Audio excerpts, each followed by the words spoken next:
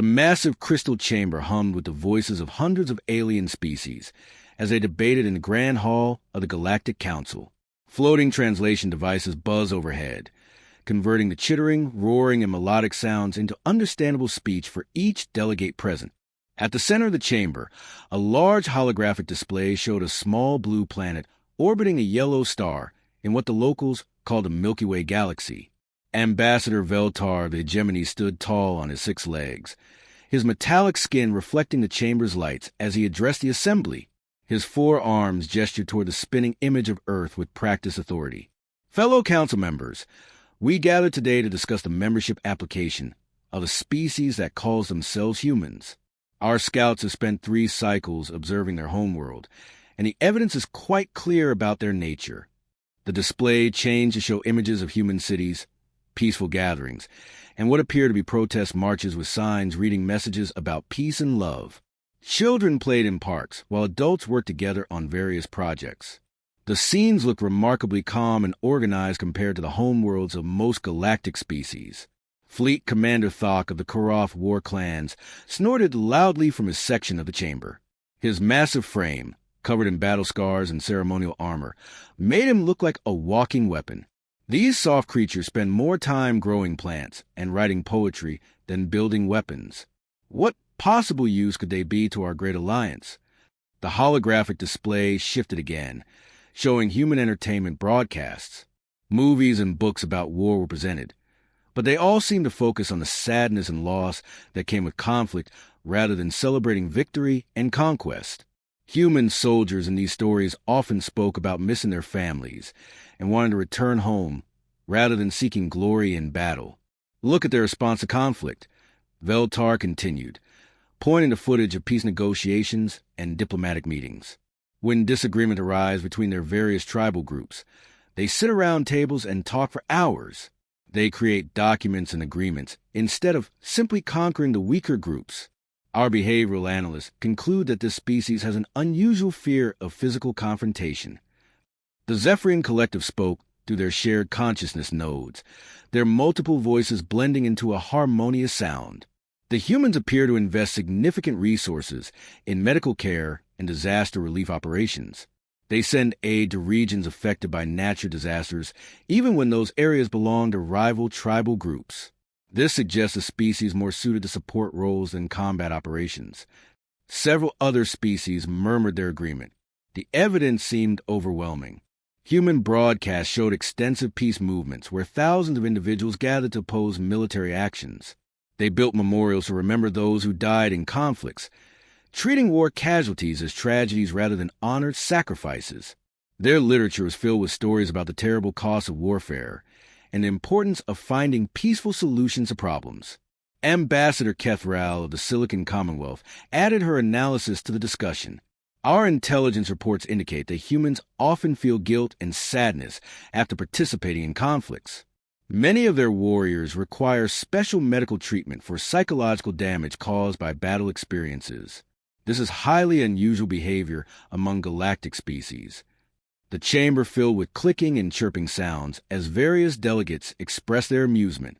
Most species in the galaxy viewed combat as natural and enjoyable. The idea of warriors being damaged by battle seemed absurd to creatures who celebrated conflict as the ultimate test of strength and worthiness. Perhaps they could manage supply chains, suggested a representative from the Trade Federation.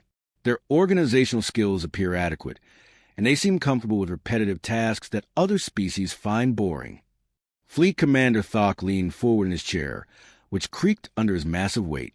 I have reviewed their military capabilities. Their weapons are primitive compared to galactic standard technology.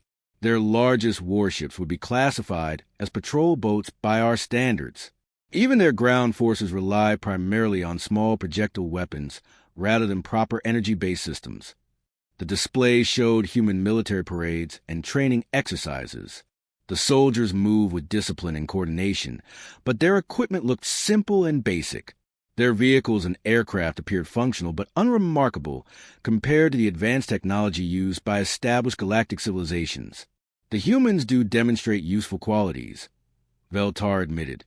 They work well in groups, follow complex instructions accurately, and seem capable of managing detailed logistics operations. They could serve valuable support functions in our alliance. The debate continued for several hours as various species shared their observations and opinions. Some worried that accepting such a weak species might encourage other primitive civilizations to apply for membership. Others argued that having dedicated support personnel would free up warrior species to focus on more important military operations.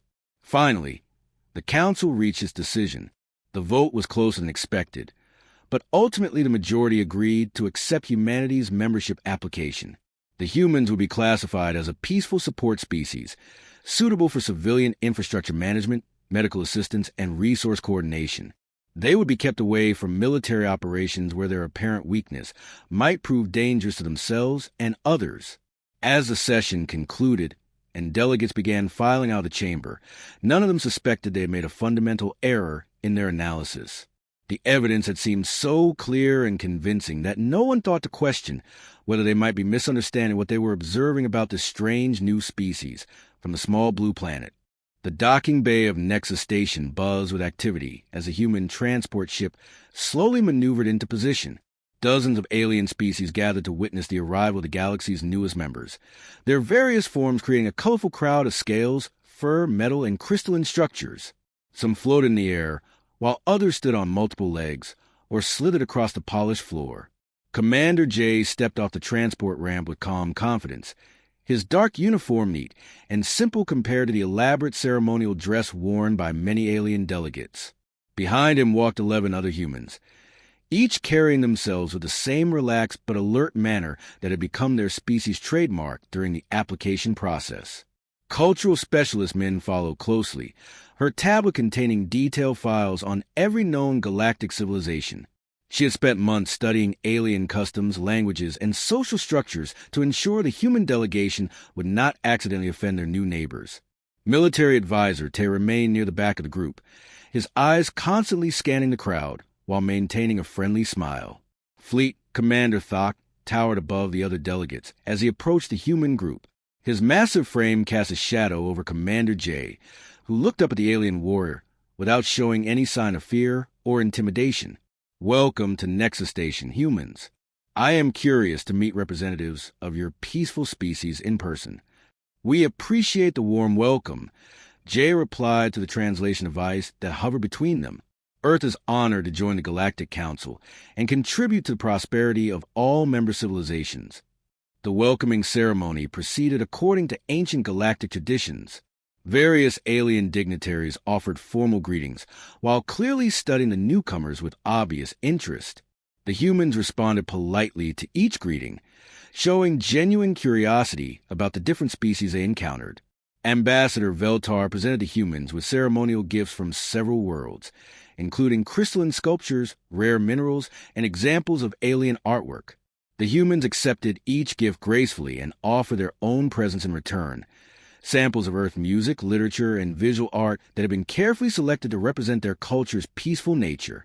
During the cultural exchange sessions that followed over the next few days, the humans shared stories about international cooperation on Earth. They described the formation of global organizations designed to prevent conflicts and promote understanding between different groups. They explained how humans had learned to work together on massive projects like space exploration and disease prevention. Many alien species seemed almost amused by the human emphasis on cooperation and negotiation. During private conversations, several delegates made comments about human naivety and their apparent belief that problems could be solved through discussion rather than force. They actually think their soft words will protect them when real predators arrive. Fleet Commander Thok muttered his aide after observing the humans during a diplomatic dinner. I have seen entire star systems conquered by species with similar peaceful philosophies. The Zephyrian Collective found the humans interesting from a scientific perspective. Their shared consciousness allowed them to observe human behavior patterns simultaneously, noting how the delegation members seemed to communicate through subtle gestures and expressions even when separated across large rooms. The humans maintained constant situational awareness, one Zephyrian noted to another through their mental link. They appear relaxed, but each individual continuously monitors their surroundings and the positions of other beings present. Cultural specialist Min spent hours in the station's vast library, studying records of galactic history and military conflicts. She asked detailed questions about past wars, tactical approaches used by different species, and the outcomes of various battles. The alien librarians were happy to share this information with someone who seemed genuinely interested in learning. Military advisor Tay participated in informal discussions with warrior representatives from several species. He listened carefully as they described their military traditions, combat techniques, and views on honor in battle. The aliens found his questions thoughtful and his comments surprisingly insightful for someone from a supposedly peaceful species. The Council assigned human personnel to various civilian departments throughout Nexus Station. They were given responsibilities in supply chain management, refugee assistance coordination, and infrastructure maintenance. The humans accepted these assignments without complaint and quickly demonstrated impressive competence in organizational tasks. Commander J established a human embassy in a modest section of the station's diplomatic quarter. Unlike the elaborate compounds maintained by warrior species, the human facility was simple and functional. However, it contained sophisticated communication equipment that maintained constant contact with Earth and human settlements throughout their home system. What none of the alien observers noticed was how methodically the humans studied everything around them. While participating in cultural exchanges and diplomatic meetings, they memorized deck layouts, security protocols, and behavioral patterns with systematic thoroughness. They noted which species carried weapons, how guard rotations were organized, and where critical systems were located throughout the massive station. The humans asked casual questions about galactic military doctrine, trade routes, and political relationships between different civilizations. Their inquiries seemed motivated by innocent curiosity rather than intelligence gathering, and alien delegates were happy to share information with their new peaceful neighbors. As the human delegation settled into their roles within the galactic community, they continued to project the same image of calm cooperation that had earned them membership. They attended meetings, filed reports, and participated in social events with a dedication of species genuinely committed to peaceful coexistence. The aliens remained convinced they had correctly assessed humanity's nature and capabilities. The evidence continued to support their initial conclusions about these strange beings from a small blue planet, who seemed more interested in helping others than conquering them. The first warning came from a deep space monitoring station at the edge of the Outer Rim territories. Sensor operator Zeklin stared at his displays in confusion as massive objects appeared on the scanner screens without any warning. The shapes were unlike anything in the galactic database, enormous biomechanical constructs that seemed to be part living creature and part advanced technology. Alert Command Central. Zeklin transmitted to Nexus Station. Unknown vessels detected in Sector 7. Configuration does not match any known species designs. Within hours, the monitoring station went completely silent. When scout ships arrived to investigate, they found nothing but empty space where an entire asteroid mining facility had been operating just days before. The massive rocks that had taken centuries to hollow out and convert into industrial platforms had simply vanished without leaving any debris behind. Admiral Gorth received the initial reports with typical Kara skepticism. His species had conquered dozens of star systems through superior firepower and aggressive tactics. The idea of an unknown threat did not particularly concern a warrior who had personally led successful campaigns against 3 different galactic civilizations. Deploy the 3rd Battle Fleet to investigate. Gorth ordered his staff officers. 200 warships should be sufficient to handle whatever primitive species thinks they can challenge Karath territory. The battle fleet arrived in Sector 7 3 days later, their massive vessels bristling with weapons designed to crack planets and shatter moons. Admiral Thekmar commanded the operation from his flagship, confident that overwhelming force would quickly resolve whatever minor threat had appeared in the region. The enemy revealed themselves without warning. Ships the size of small moons materialized around the Karath fleet, their hulls appearing to be grown rather than built. Biomechanical constructs covered in what looked like living armor moved with organic fluidity despite their enormous size. Tentacle-like appendages extended from their surfaces, crackling with energy discharges. The battle lasted exactly 6 hours and 14 minutes. Admiral Thekmar watched in horror as his most powerful weapons had no lasting effect on the enemy vessels. Whenever Koroth forces damaged an enemy ship, the living hull would regenerate within minutes.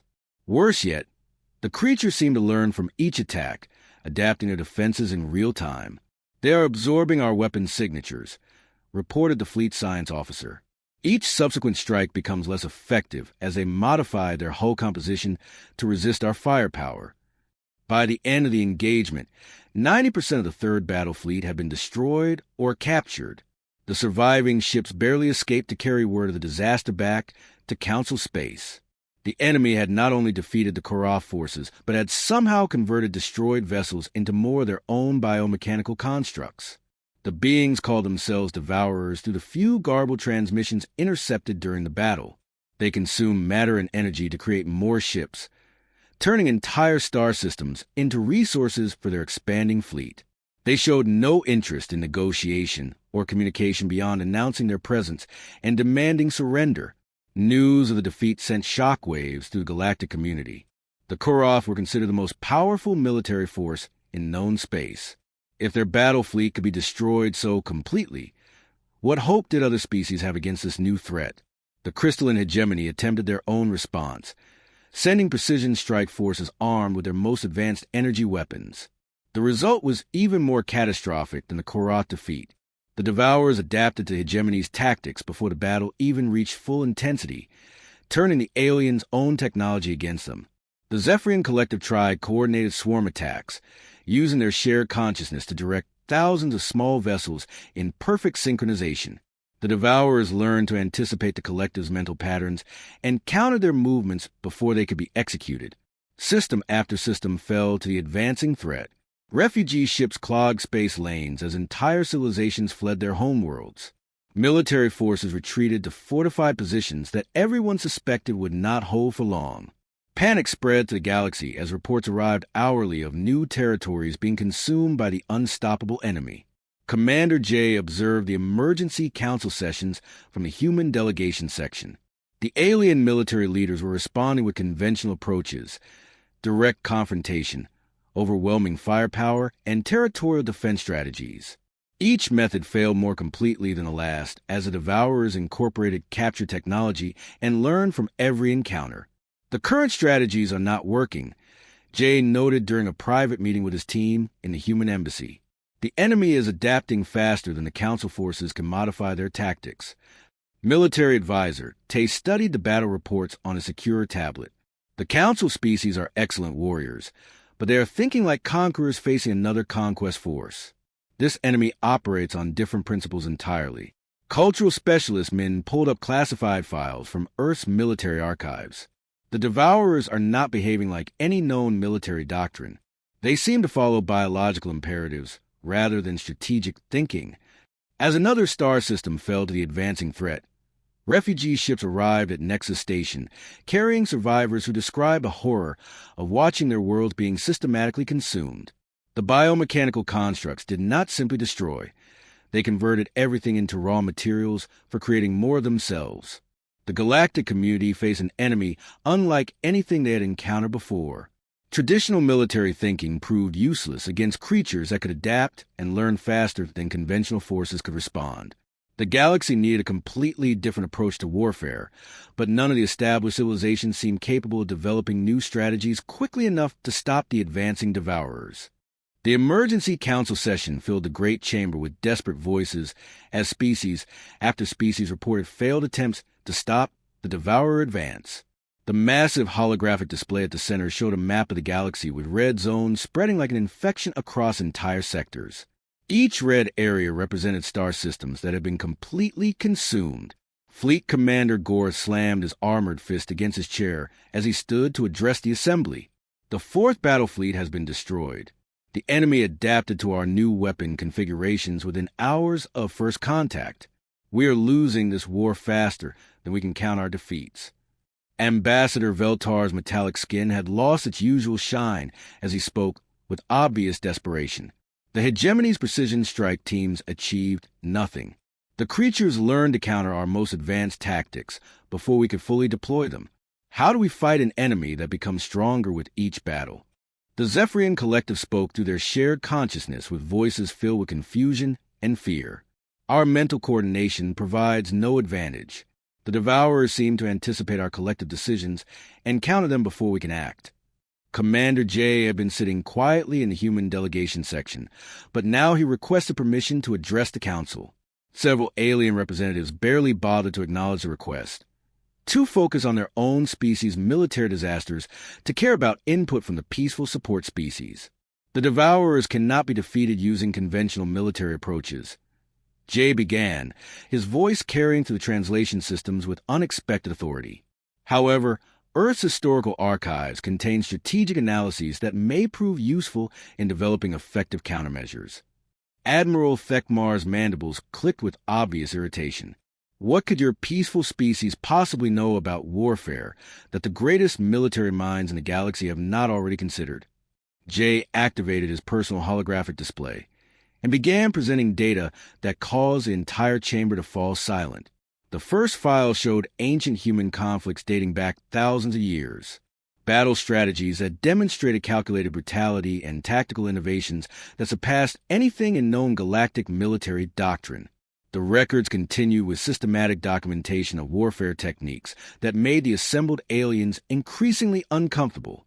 Humans had developed psychological warfare methods designed to break enemy morale before physical combat began. They created deception strategies that turned enemy strengths into weaknesses through careful manipulation. Your species developed these capabilities? Fleet Commander Gorth asked, his tone shifting from dismissal to something approaching wariness. Humans became apex predators in the domain of conflict. Jay confirmed with emotionless precision. We mastered every aspect of warfare because our survival on Earth required it. Asymmetric tactics, strategic deception, adaptive response protocols, and psychological manipulation became necessary skills. The historical files revealed military campaigns where humans had defeated enemies with superior numbers and technology through pure strategic thinking. They showed wars won by understanding opponent psychology better than the opponents understood themselves. The records documented conflicts where humans had turned entire civilizations against each other without firing a single shot. Cultural specialist men stepped forward to provide additional context. The peace movements you observed were not signs of weakness. They existed because humans understood the devastating efficiency of warfare. Our anti-war literature reflected intimate knowledge of violence rather than fear of it. The chamber buzzed with nervous translations as alien delegates tried to process this new information. The species they had classified as harmless support personnel were revealing themselves to be the most sophisticated military theorists any of them had ever encountered. We chose peace not from fear of war, but from understanding its true nature, military advisor Tay added quietly. We learned that the most dangerous enemy is one who comprehends both the necessity and the ultimate cost of violence. The display showed more recent human conflicts where advanced technology had been combined with ancient strategic principles. Battles where human forces had achieved victory through careful planning rather than superior firepower. Wars where the enemy had been defeated psychologically before the physical fighting even began. Admiral Thekmar studied the tactical breakdowns with growing respect and unease. This level of strategic thinking requires treating warfare as a science rather than an art. You analyze conflict the way our scientists study stellar mechanics. Every human military officer studies thousands of historical battles as part of their training. Jay explained, we learn from every conflict in our species' history, including the mistakes that led to unnecessary casualties and failed objectives. The aliens began to understand that they had fundamentally misinterpreted the evidence about human nature. The peace treaties and diplomatic negotiations were not signs of weakness, but demonstrations of strategic thinking applied to conflict resolution. The memorials and anti-war sentiment reflected deep understanding of violence rather than inability to employ it effectively. Fleet Commander Gorth leaned forward in his chair with new attention. Can your strategic methods defeat the Devourers? Military advisor Tay stepped forward with grim confidence. We believe so. Our analysis suggests the enemy follows predictable behavioral patterns that can be exploited. However, the plan will require sacrifices that may disturb species unaccustomed to warfare's true demands. The council representatives exchanged uncertain glances. They had welcomed what they believed was a harmless support species, only to discover they had invited the galaxy's most dangerous military minds to join their civilization. The question now was whether humanity's understanding of warfare would be sufficient to save them all from the advancing devourer threat. Deep beneath the surface of Earth, General Song coordinated the most complex military analysis in human history from a secure bunker hidden under the mountains of Korea. Banks of computers processed every recorded devourer encounter, while teams of strategists worked around the clock to find patterns that other species had missed. The devourers are not random in their adaptations. General Song explained during a quantum communication session with Commander J at Nexus Station. They follow biological programming that makes their responses predictable once you understand the underlying logic. Admiral Han reviewed the tactical data from his command ship positioned near Jupiter, where the human fleet had been quietly preparing for a mission that would horrify the galactic community. The enemy learns from each encounter, but they learn in specific ways. We can use that predictability against them. The strategy that emerged from weeks of analysis was unlike anything the galaxy had ever seen. It required using human ships as deliberate bait, allowing them to be destroyed in carefully controlled scenarios that would feed false information to the devourer collective consciousness. Other human vessels would exploit the enemy's adaptive responses by presenting them with tactical puzzles designed to trigger specific behavioral modifications. Commander J presented the plan to the emergency council session 3 days later. The chamber fell silent as he outlined the operations requirements with clinical precision. Several alien delegates shifted uncomfortably in their seats as they realized what the humans were proposing. You intend to sacrifice entire fleets? Admiral Thekmar asked in disbelief. Calculated losses to achieve strategic objectives. Jay confirmed without showing any emotion. The personnel involved understand the mission requirements and have volunteered for these assignments. Fleet Commander Gore studied the tactical breakdown with growing amazement and horror. The plan required treating human ships and crews as expendable resources in a complex game of psychological manipulation. This level of strategic thinking treats your own forces as tools to be used and discarded. Every human volunteer understands the stakes. Military advisor Ter replied. We have been preparing for asymmetric warfare against superior forces for generations, even though we hope never to face such a conflict. The Zephyrian collective spoke through their shared consciousness with obvious disturbance. Your species plans to deliberately allow your own people to die in order to deceive the enemy. This requires a level of coldness that we find difficult to comprehend. Cultural specialist Min stepped forward to explain the human perspective. Our military personnel train for scenarios where individual sacrifice serves the greater strategic purpose. They understand that sometimes winning requires accepting terrible costs. The operation commenced 48 hours later with human fleets, engaging devourer forces at carefully chosen locations throughout the contested sectors. Captain Parr commanded one of the sacrifice units, leading his squadron into what appeared to be a desperate last stand against overwhelming enemy forces. The devourers responded exactly as human strategists had predicted. They absorbed the human ships and technology, incorporating the captured materials into their own biomechanical constructs. What they did not realize was that the humans had embedded specific weaknesses and false tactical information into everything they allowed to be captured. Admiral Han watched the sacrifice fleets being destroyed from his hidden position, knowing that each loss was providing crucial intelligence about enemy adaptation patterns. Phase 1 complete. The Devourers are integrating our false data into their collective consciousness. The enemy's adaptive responses created exactly the vulnerabilities that human analysts had calculated. Their learning mechanisms became trapped in behavioral loops designed by human psychologists who understood how to manipulate decision-making processes. The Devourers found themselves unable to adapt effectively because their own intelligence was working against them. General Song initiated the final phase from his underground command center. All units, execute the reversal protocol. The enemy has been sufficiently compromised. Human reserve forces that had remained hidden throughout the galaxy suddenly revealed themselves and struck simultaneously at dozens of Devourer positions. The enemy's adapted defenses, which had been designed to counter-capture human technology, proved useless against completely different weapons and tactics. The Devourers tried to adapt to the new threats, but found their learning systems paralyzed by the contradictory information they had absorbed from the sacrifice fleets. Every attempt to modify their defenses created new weaknesses that human forces were prepared to exploit. Within 6 days, the Devourer advance collapsed entirely. Their biomechanical constructs, designed to learn and grow stronger through combat, could not process the strategic contradictions that humans had systematically built into their collective intelligence. The creatures that had seemed unstoppable were defeated by their own adaptive capabilities being turned against them. As cleanup operations began throughout the galaxy, Commander J addressed the Council one final time. The chamber was filled with awed silence as alien delegates tried to understand what they had witnessed. Humanity chose to evolve beyond warfare not because we feared it, but because we understood it too completely. Jay explained with quiet authority. We learned that the most dangerous predator is often the one who chooses not to hunt until hunting becomes necessary.